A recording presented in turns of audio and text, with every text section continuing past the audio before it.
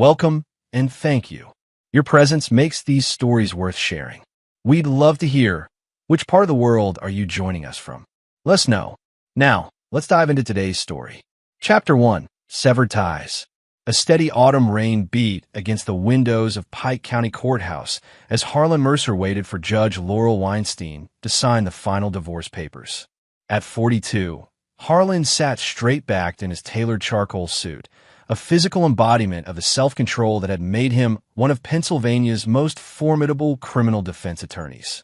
His calloused hands, remnants of his working-class upbringing, rested on the polished table, betraying nothing of the storm churning inside him.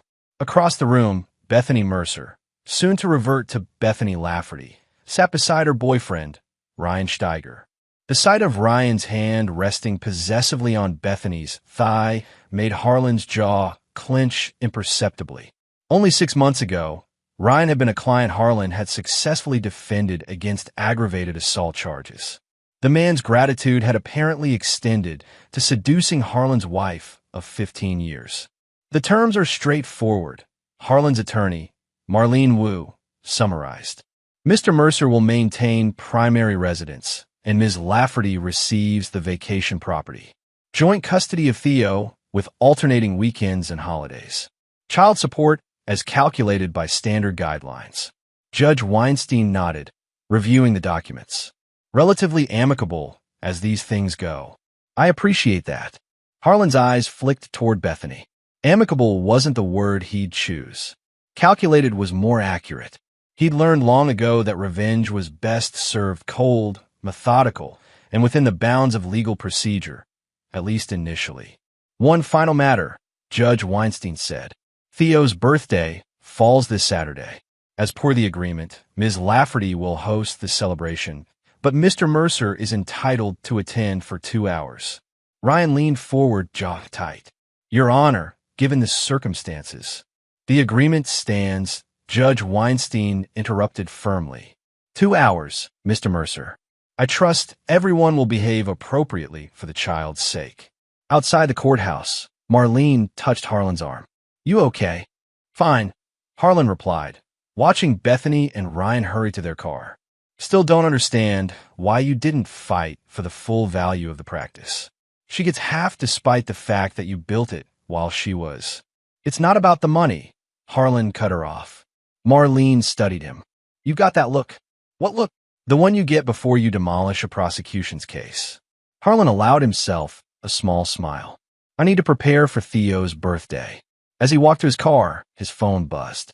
A text from Pascal Bennett, his former military buddy who now ran a private intelligence firm. Information secured. Meeting tonight? Harlan typed back, confirmed. 9 p.m. The rain intensified as he drove away, his mind already mapping out the next moves in a game Bethany and Ryan didn't yet realize they were playing. Chapter 2. Hidden Cards. The Bennett security offices occupied the top floor of a converted factory building in downtown Milford. Pascal Bennett greeted Harlan with a firm handshake, his prosthetic right hand cold against Harlan's palm, a souvenir from their final deployment together in Afghanistan. Coffee, Pascal offered, leading Harlan past rows of monitors where analysts worked quietly. Thanks. Harlan settled into a chair in Pascal's office. What did you find? Pascal slid a tablet across the desk. Ryan Steiger is a careful man, but not careful enough. 3 years ago, he was working security for Westridge Pharmaceuticals. During that time, he developed a side arrangement with Del Mar cartel affiliates, helping them access proprietary formulas. Harlan raised an eyebrow. That wasn't in his criminal record. Because he was never caught, Pascal replied. The company suspected something, but couldn't prove it. They fired him quietly to avoid scandal. That's when he moved to Pike County and eventually became your client. And Bethany? Pascal's expression tightened. She's been planning this for over a year. Found text messages between them dating back 14 months. She's been feeding him information about your cases, your schedule, even your security system. Harlan nodded, his face betraying nothing. The trust fund, untouched, as you suspected. $2.3 million sitting in an offshore account under her maiden name. She never disclosed it during the divorce proceedings.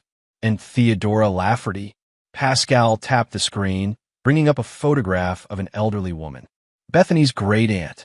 Terminal cancer, 6 months tops, according to her medical records. Bethany is her only living relative and sole beneficiary. Estate valued around $4.7 million. Harlan processed this information silently, pieces clicking into place. There's more, Pascal said carefully. Your son's medical records. Harlan's expression hardened. Show me. Pascal pulled up documents on the tablet. Theo's allergies. The medical forms Bethany submitted to the school last month removed your son's peanut allergy from his official records. For the first time, a flicker of genuine emotion crossed Harlan's face. Raw, unfiltered rage that vanished almost immediately behind his professional mask. One wrong snack could put him in anaphylactic shock, Harlan said quietly. I've already contacted the school nurse anonymously. The records have been corrected, Pascal assured him. Harlan stood, buttoning his suit jacket. I need one more thing. Judge Sylvia Monroe. Pascal frowned.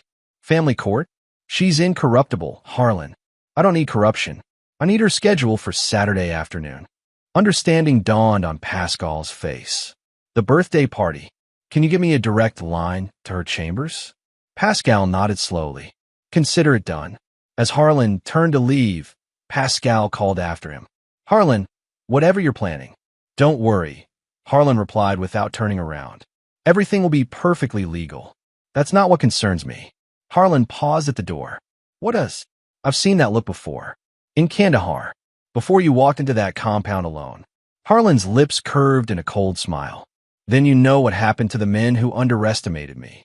Chapter 3. The Birthday Blockade.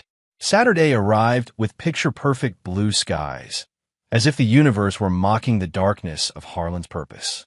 He parked his Mercedes a block from the sprawling Tudor home he had once shared with Bethany, the house where he'd carried her across the threshold, where they brought Theo home from the hospital, where he'd found them together 4 months ago. Harlan checked his watch. 2 p.m. exactly, the time stipulated in the court order. In one hand, he carried a carefully wrapped package. In the other, his phone with Judge Monroe's direct number programmed and ready. Children's laughter echoed from the backyard as Harlan approached the front door. He rang the bell, straightened his tie, and waited. The door swung open to reveal Bethany in a floral sundress, her smile evaporating at the sight of him. Behind her stood Ryan, arms crossed over his chest like a bouncer. What are you doing here? Bethany demanded. Harlan's voice remained steady. I'm here for Theo's birthday. As permitted by court order. Ryan stepped forward. The party's already started. Theo doesn't need you ruining it. 2 hours, Harlan replied. Judge Weinstein was quite specific. Bethany's sister Liv appeared in the hallway behind them. Is there a problem? No problem, Harlan said calmly. I'm simply exercising my legal right to attend my son's birthday celebration. Ryan positioned himself in the doorway, physically blocking entry. Listen, you pathetic deadbeat, get lost. Nobody wants you here. Bethany stepped closer, her voice dropping to a hiss. You think anyone in there respects you? After what happened? After I left you? You're nothing but a joke to them. Harlan's expression remained impassive. The court order, Bethany. Ryan placed a hand on Harlan's chest. Court order doesn't mean shit here. Try to push past me. See what happens. From the corner of his eye, Harlan noticed 2 security guards, friends of Ryan's from his bouncer days, approaching from the side of the house. Mr. Mercer, one called out. Time to leave. He placed a firm hand on Harlan's shoulder. For a moment, everything balanced on a knife's edge. Harlan could feel the weight of the guard's hand, see the smug triumph in Ryan's eyes, the contempt in Bethany's. Then Harlan did something that visibly unsettled them all. He smiled. Without a word, he placed Theo's gift on the doorstep, turned, and walked calmly back to his car. Once inside, he dialed the number and waited. Judge Monroe, came the crisp answer. Your Honor, this is Harlan Mercer. I apologize for disturbing your weekend, but there's an urgent matter regarding a child welfare concern and violation of court orders that requires immediate attention. 10 minutes later, he watched from his car as Bethany's phone rang. The transformation on her face was visible even from a distance, shock followed by fear. She handed the phone to Ryan, whose expression darkened as he listened. Moments later, Liv came rushing out of the house, face pale as she hurried toward Harlan's car. "What the hell did you just do?" she demanded, her voice trembling. "The judge called and immediately wants to see us. All of us. Today." Harlan stepped out of his car, adjusting his cuffs.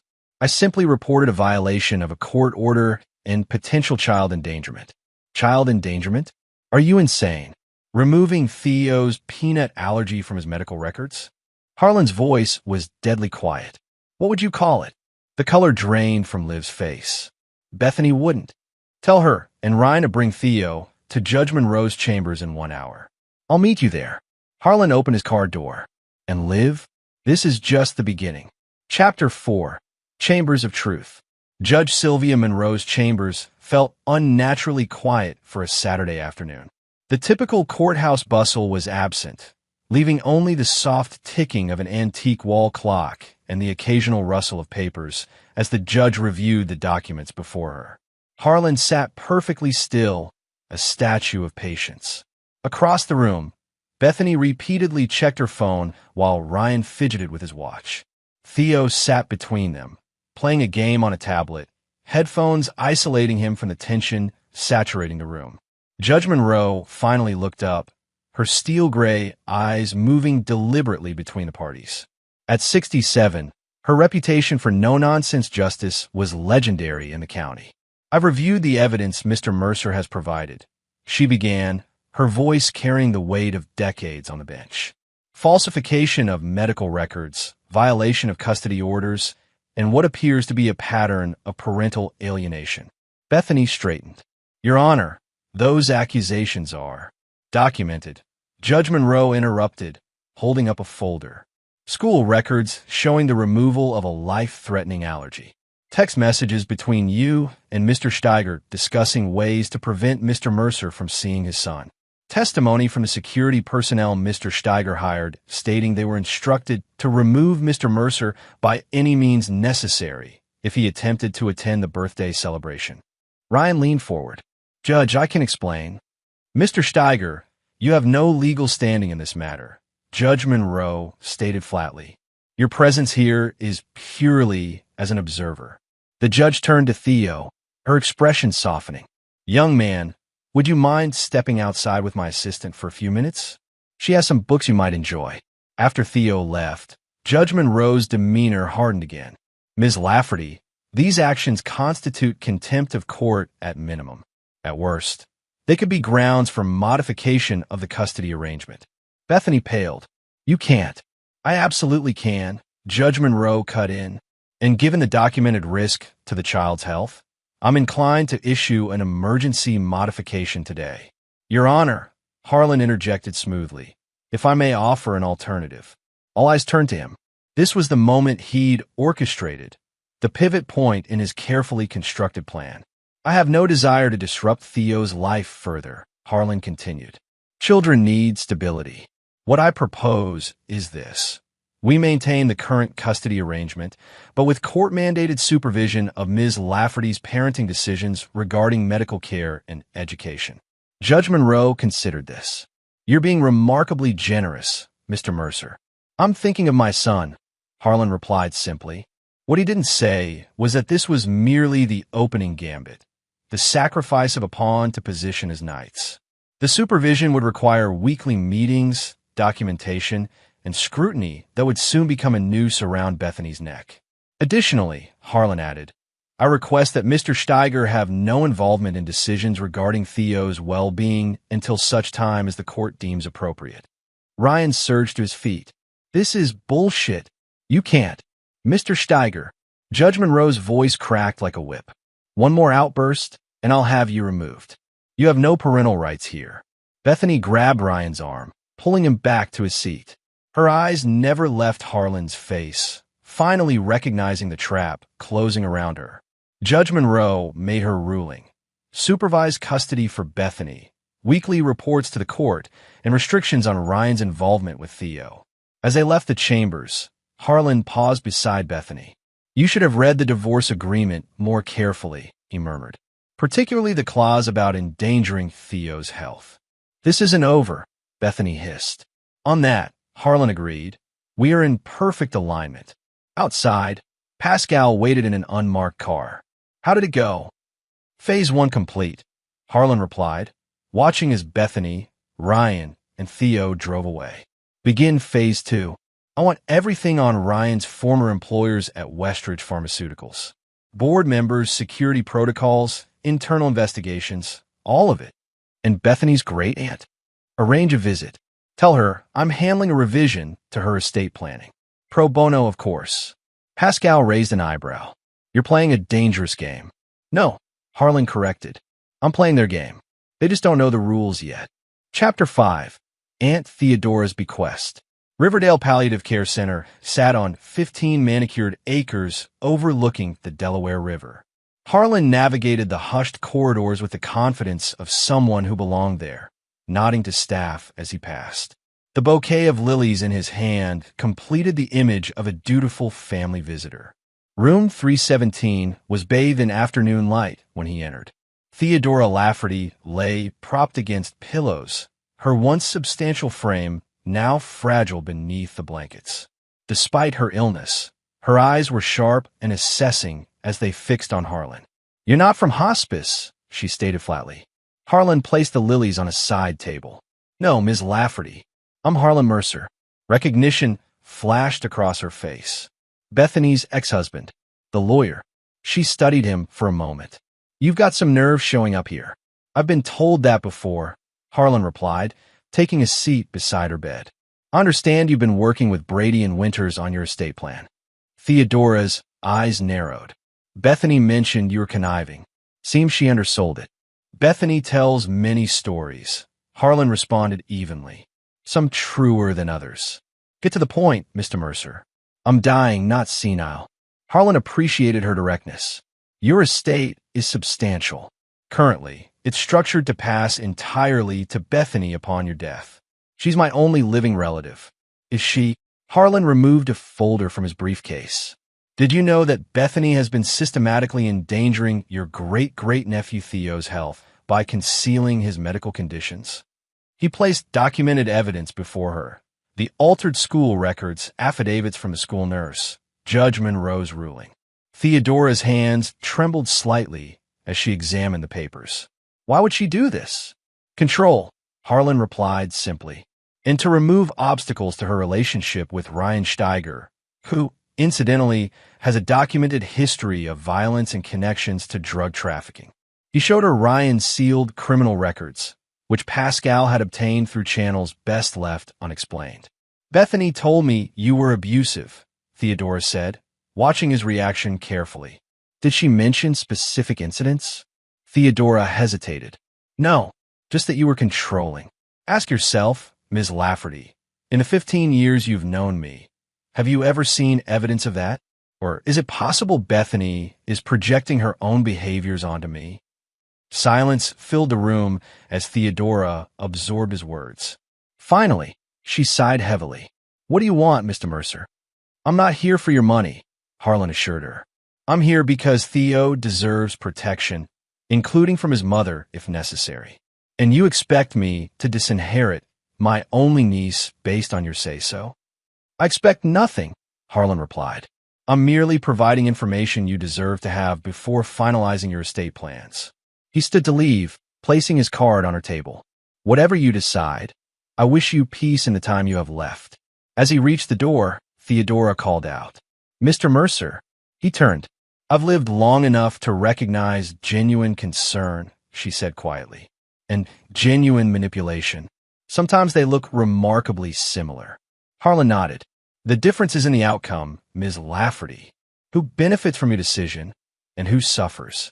3 days later, Harlan received a call from Gerald Winters, Theodora's estate attorney.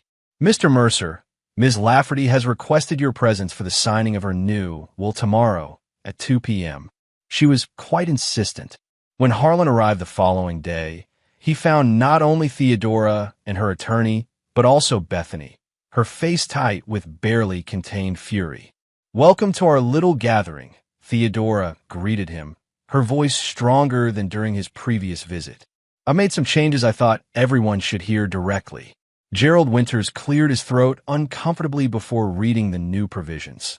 20% of the estate to Bethany outright, 30% to Theo in a trust managed by a neutral third-party trustee until he reached 25, and the remaining 50% to establish a foundation for children with severe allergies, with Harlan appointed to the board of directors. Bethany's composure shattered. "You can't be serious. After everything I've done for you." "Yes, let's discuss what you've done," Theodora interrupted coldly. "Like telling me Harlan couldn't be bothered to visit when I was hospitalized last year, when in fact you never told him I was ill.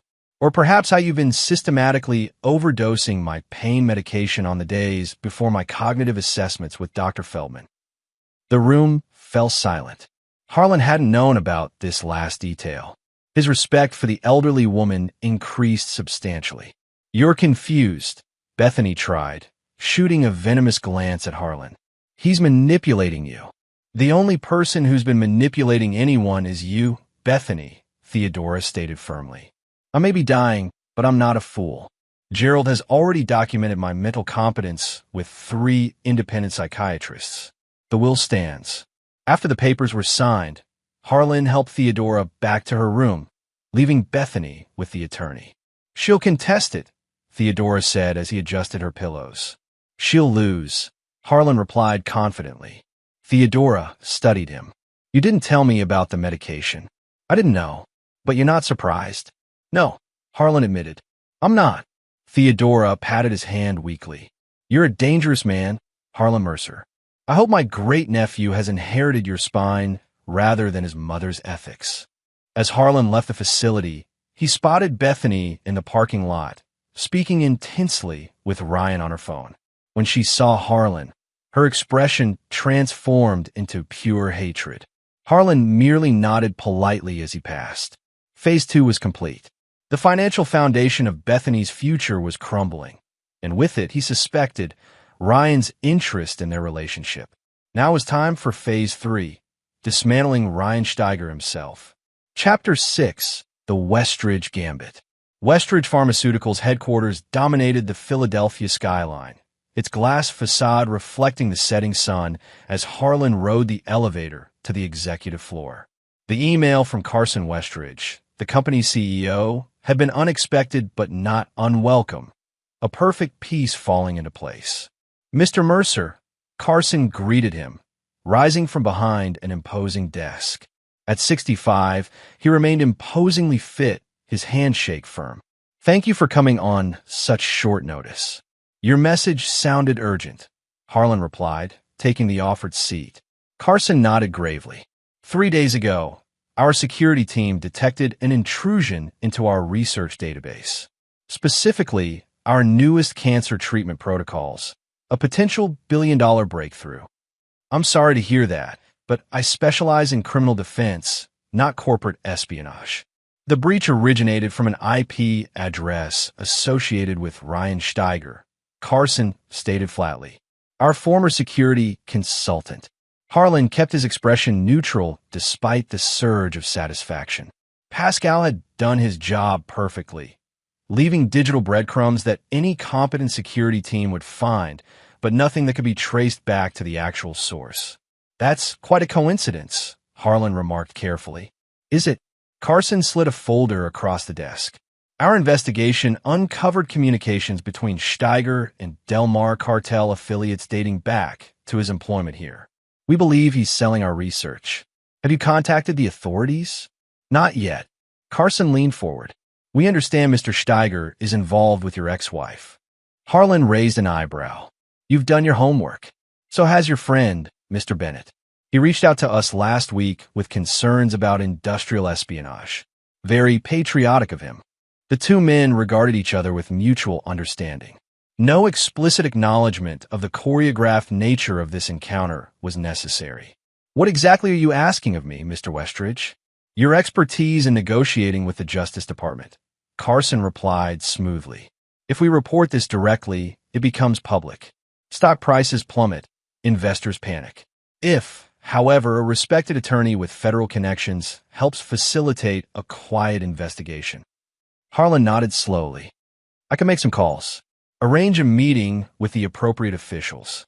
Properly framed, this could be handled with discretion. Excellent. Carson stood. I've taken the liberty of preparing a retainer agreement. As Harlan signed the documents, Carson added casually, "Oh, and we've scheduled a board meeting for next Friday to discuss the situation. Your presence would be appreciated." Friday? Harlan echoed. That's Theo's weekend with his mother. Bring him along, Carson suggested. My grandson is about his age. They could swim in the company pool while we meet. Harlan smiled thinly. That's very thoughtful.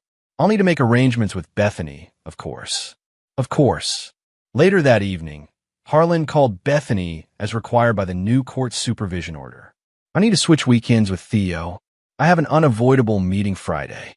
Absolutely not, Bethany snapped. You know we're taking Theo to Ryan's lake house that weekend. It's been planned for weeks. I understand, but this is a significant client. Perhaps Ryan could. Ryan has already taken time off work, Bethany interrupted.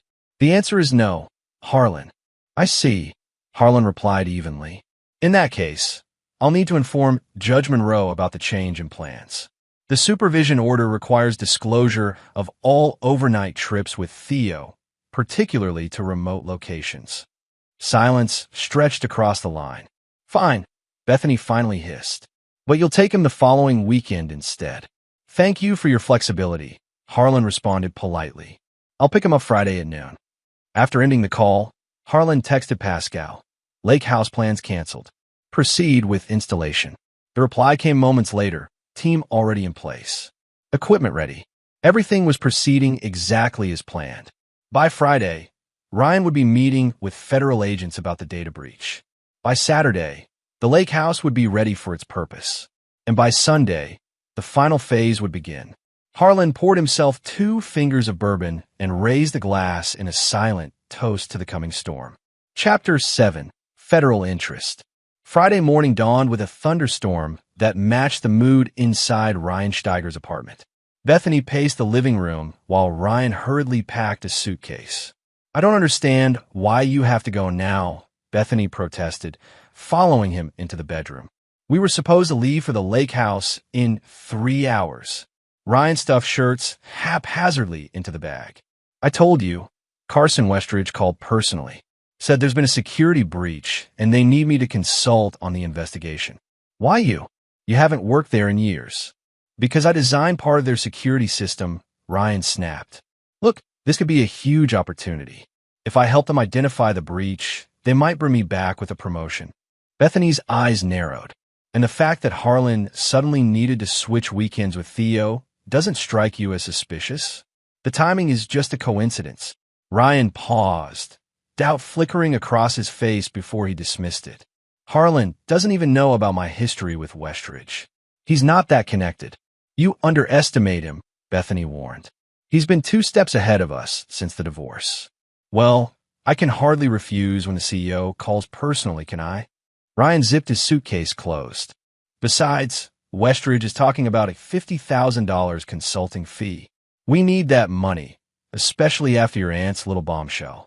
Bethany fell silent at the reminder of Theodore's will. The loss of millions she'd counted on still stung deeply. Fine, she conceded. But I'm telling you, Harlan is behind this somehow. You're paranoid, Ryan replied, checking his watch. I've got to go. I'll call you tonight after the meeting. Ryan kissed her quickly before grabbing his bags. Reschedule the lake house for next weekend. By then, we'll have the Westridge money to celebrate with. Across town, Harlan sat in Judge Monroe's chambers, reviewing modifications to the custody supervision order. These provisions seem reasonable, Judge Monroe noted, scanning the document. Expanded visitation during summer months, joint decision-making on education, and continued supervision of medical decisions. Thank you, Your Honor, Harlan replied. I believe this arrangement best serves Theo's interests while maintaining stability. Judge Monroe studied him over her reading glasses. You know, Mr. Mercer, I've seen hundreds of custody disputes. Usually, the wronged spouse fights for every advantage. Revenge benefits no one, Your Honor, Harlan answered smoothly. Least of all Theo. Judge Monroe's lips quirked slightly. Very diplomatic. I'll sign the order today. As Harlan gathered his papers, the judge added, "By the way, a colleague mentioned seeing you at Westridge Pharmaceuticals yesterday. Expanding your practice areas?" "Just helping an old friend with a sensitive matter," Harlan replied casually. "Involving federal agents, from what I hear." Harlan met her gaze evenly. "Corporate espionage concerns. Nothing that would interest family court, unless it involved parties to a custody case," Judge Monroe remarked, her expression unreadable. For a moment, the air between them hummed with unspoken understanding. "Purely coincidental, I assure you," Harlan finally said. Judge Monroe nodded slowly. "Of course. Good day, Mr. Mercer." At noon, Harlan picked up Theo from Bethany's house. The boy seemed subdued, clutching his backpack tightly. "Looking forward to our weekend?" Harlan asked as they drove away. Theo shrugged. "Mom said you ruined our lake trip." "Did she?" Harlan kept his voice neutral. "I'm sorry about that, but I have something special planned instead. How would you like to swim a rooftop pool with a view of the whole city?" Theo's eyes widened. "Really? Really? And afterward, we can have dinner at that dinosaur restaurant you like." By the time they reached the Westridge building, Theo's excitement had overcome his initial reluctance. Carson Westridge greeted them warmly, introducing his grandson Brady before whisking Harlan away to the boardroom. Inside, two serious men in dark suits waited alongside Carson and several board members. "Mr. Mercer, these are Agents Delaney and Sawyer from the FBI Cyber Division," Carson explained. Harlan shook their hands. "I understand you're investigating a potential data breach." "Among other things," Agent Delaney replied grimly. "We've been tracking Del Mar cartel movements into pharmaceutical IP theft for months. Your client's situation fits a pattern." The meeting proceeded efficiently, with Harlan guiding the discussion toward a controlled investigation that would protect Westridge's stock value while gathering evidence. As they finalized the approach, Carson's assistant entered with an urgent message. "Mr. Steiger has arrived downstairs," she announced. Carson glanced at Harlan. "Perfect timing. Shall we proceed as discussed?" Harlan nodded. "Agents, if you could remain here momentarily, Mr. Westridge and I will greet Mr. Steiger and bring him up." In the lobby, Ryan's expression morphed from confidence to confusion when he spotted Harlan beside Carson. "What the hell is this?" Ryan demanded, stopping short. "Mr. Steiger." Carson greeted him coldly. "Thank you for coming. Mr. Mercer has been advising us on a security matter that appears to involve you." Ryan's eyes darted between them. "I don't understand. Perhaps we should continue this conversation upstairs," Harlan suggested smoothly. "Federal agents are waiting." The color drained from Ryan's face. "Federal? This is some kind of setup. If you've done nothing wrong, you have nothing to fear," Carson stated. "Fuck this," Ryan spat, backing away. "I'm not falling for whatever game you're playing, Mercer." As Ryan turned to leave, two security guards blocked his path. "Mr. Westridge would appreciate your cooperation, sir." Ryan's panicked gaze found Harlan, who simply adjusted his tie calmly. "Running would be unwise, Ryan. It tends to imply guilt." Trapped, Ryan had no choice but to follow them to the elevator. As the doors closed, he hissed at Harlan, "Bethany was right about you." "No," Harlan replied quietly. "She wasn't nearly right enough." Chapter 8. Lake House Revelations. The following weekend, Bethany drove alone to Ryan's lake house, her knuckles white on the steering wheel. The past week had been a nightmare. Ryan was under investigation for corporate espionage, released on bail, but facing potential federal charges. His assets were frozen. The promised Westridge consulting fee had evaporated. And somehow, Harlan's fingerprints were all over it, though she couldn't prove anything. She needed time alone to think, to plan their next move. The lakefront property, Ryan's pride and joy, purchased with cash through an LLC to hide it from his previous divorce settlement, would provide the perfect refuge. As Bethany turned onto the private road leading to the house, her phone rang. Unknown number.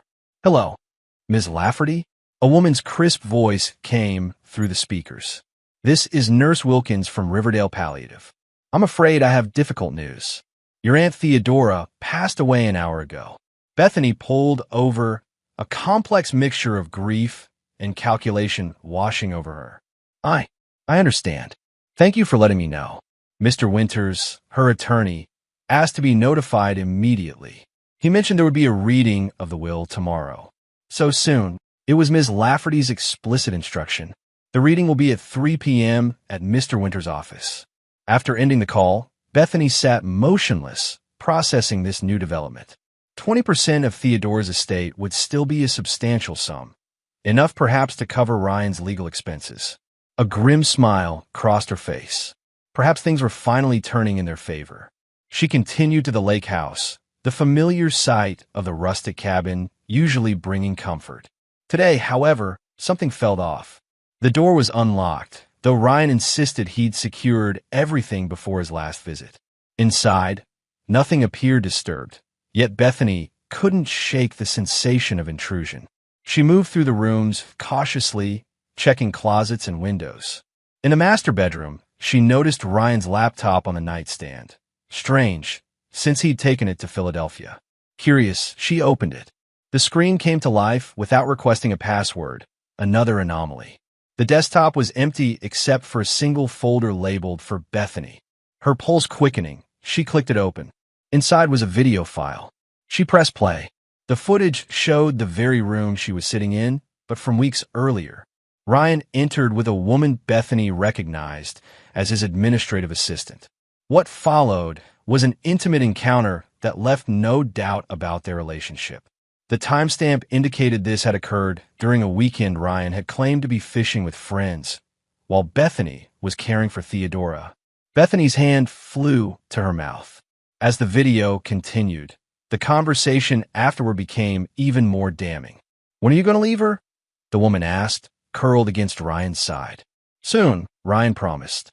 "Once the old lady dies and Bethany gets her inheritance, then we're good to go. You really think she'll give you access to all that money?" Ryan laughed. "She already added me to her accounts. Besides, she's completely blindsided by the custody battle with her ex, hasn't got a clue I've been moving her money into the offshore account." Bethany paused the video, her hands shaking. She checked her banking app and found her savings account nearly depleted. Over $200,000 gone, transferred in small increments over the past 3 months. Frantically, she searched through the laptop, finding detailed records of Ryan's dealings, the offshore account information, dates and amounts of transfers from her accounts, even emails plotting how to access Theodora's estate once it passed to Bethany. As the magnitude of the betrayal crashed over her, another file caught her attention: Westridge evidence. Inside were documents clearly stolen from the pharmaceutical company, along with communications to potential buyers, information that would devastate Ryan's defense against the federal charges. Bethany's phone rang again, Ryan this time. "Hey," she answered, fighting to keep her voice steady. "Where are you?" Ryan demanded. "At the lake house." "Where are you?" "Listen carefully." Ryan's voice was tense. "Don't go inside. Just turn around and leave right now." "Too late," Bethany replied coldly. "I'm already looking at your laptop." Silence stretched across the line. "It's not what you think," Ryan finally said. "Really? Because it looks exactly like you've been sleeping with your assistant, stealing my money, and planning to leave me once you got your hands on Theodora's inheritance." "Bethany, save it," she cut him off. "I've seen everything. The videos, the transfers, the Westridge files. It's over, Ryan. Listen to me." Ryan's voice took on a desperate edge. "That laptop wasn't supposed to be there. Someone planted it. Think about it. Who would benefit from turning us against each other right now?" Bethany froze. "Harlan." "Exactly. He's setting us both up. The laptop is probably being tracked right now. Federal agents could be on their way to the lake house as we speak." Bethany looked around frantically. "What do I do?" "Close the laptop. Don't touch anything else. Get out of there now." As Bethany moved to comply, her phone pinged with a text message from an unknown number. "I've forwarded copies of all files to the FBI, Ms. Lafferty. You have approximately 20 minutes before they arrive. I suggest you use that time wisely." "Oh my God," Bethany whispered. "What?" Ryan demanded. She read him the message. "Fuck." Ryan exploded. "This is Harlan's doing. His military buddy Pascal. They're behind all of it. What do we do?" "Meet me at the bus station. Bring cash, whatever you can grab. We need to disappear for a while." What about Theo? Bethany asked, suddenly remembering her son. Ryan's voice hardened. We don't have time for that now. It's survival mode. Theo's with Harlan this weekend anyway. The casual dismissal of her child struck Bethany like a physical blow. In that moment, everything clarified with terrible clarity.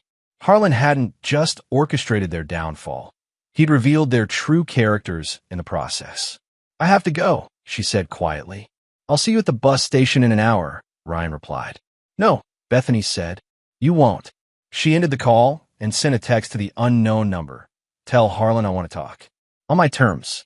The reply came instantly. The coffee shop across from the courthouse. 30 minutes. Chapter 9. Final Judgment. The coffee shop was nearly empty when Bethany arrived. Harlan sat at a corner table, 2 cups steaming before him. He rose politely as she approached, gesturing to the chair across from him. You look tired, he observed as she sat down. Cut the bullshit, Bethany snapped. I know what you did. Harlan sipped his coffee calmly. Which part specifically? All of it. The custody hearing, Aunt Theodora's will, Ryan's federal investigation, the lake house setup. You've been orchestrating everything from the beginning. Orchestrating? Harlan raised an eyebrow. An interesting choice of words. It implies I created something from nothing. You manipulated evidence. Planted that laptop. Did I plant Ryan's infidelity? Harlan asked quietly. Did I force him to steal from you? To conspire against a dying woman? To endanger our son's health by removing his allergy information? Bethany flinched at the last accusation. That was Ryan's idea. He said it would strengthen our case if we could show you were paranoid about Theo's health. And you agreed. I made a mistake, Bethany admitted, her voice breaking slightly. Several mistakes. Harlan studied her, his expression unreadable. What do you want, Bethany? To make a deal. I have information the federal prosecutors will want about Ryan's other activities, his real connection to Del Mar. I can testify against him in exchange for immunity for myself. And she hesitated, reconsideration of the custody arrangement. Harlan leaned back, regarding her coldly. You believe you deserve another chance with Theo? After everything you've done? I'm his mother, Bethany whispered. Being a mother is more than biology, Harlan replied. It's choices, priorities, sacrifices. I know that now. No, Harlan countered. You know you've lost. There's a difference. He placed a folder on the table between them. These are the terms. Non-negotiable. Bethany opened it with trembling hands. Inside was a complete custody modification granting Harlan full legal and physical custody of Theo. She would have supervised visitation twice monthly. Additionally, she would forfeit all claims to marital assets in exchange for Harlan arranging a plea deal with federal prosecutors. This is fair, Harlan finished for her. Considerably more than fair, given the circumstances. Tears welled in Bethany's eyes. I'll never see my son. You'll see him when it serves his interests, not yours, Harlan corrected. And only when you've demonstrated genuine reform. And if I refuse? Harlan's expression hardened. Then I stop protecting you. The evidence of your involvement in Ryan's schemes goes to prosecutors. Your knowledge of his corporate espionage. The altered medical records. The text discussing how to alienate Theo from me. Everything. Bethany stared at him, finally understanding the depth of the trap he'd constructed. You never intended to forgive me, did you? This was always your plan. Forgiveness requires remorse, Harlan replied. You've shown none until you were caught. As for planning, I simply created opportunities for your true character to reveal itself. And Ryan? Mr. Steiger made his own choices. His bail was revoked this morning when he failed to appear for a scheduled check-in. Border Patrol has been notified. Bethany's shoulders slumped in defeat. Theo will hate me. That depends entirely on you, Harlan said, sliding a pen across the table.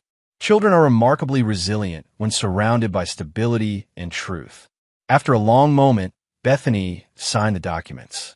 As she rose to leave, she asked quietly, was any of it real? What we had. Harlan gathered the signed papers methodically.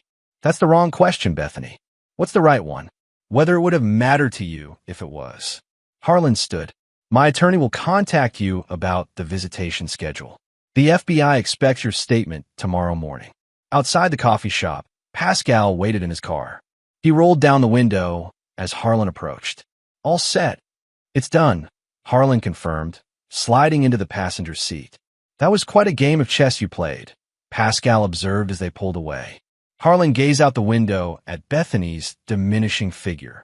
Chess implies equal opponents following established rules. And that's not what this was? No, Harlan replied quietly. This was justice. At home, Harlan found Theo in the backyard, teaching himself to skateboard with determined concentration. Watching his son's focused expression, so similar to his own, Harlan felt the weight of the past months finally beginning to lift. Dad, Theo called, spotting him. Watch this. Harlan smiled, a genuine smile that reached his eyes for the first time in over a year. I'm watching, he called back. I'm right here. As Theo proudly demonstrated his newest trick, Harlan's phone buzzed with a text from Judge Monroe. Custody modification approved. Effective immediately. Harlan slipped the phone back into his pocket without replying. The time for looking backward was over. Whatever came next, recovery, rebuilding, perhaps even redemption for those who earned it, would unfold on his terms. For now, watching his son in the fading afternoon light was judgment enough. And there you have it. Another story comes to an end. What did you think? I'd love to hear your thoughts in the comments below. If you enjoy this story, consider joining our community by subscribing. It means the world to us. For more stories like this one, check out the recommended videos on screen. And I'll see you there.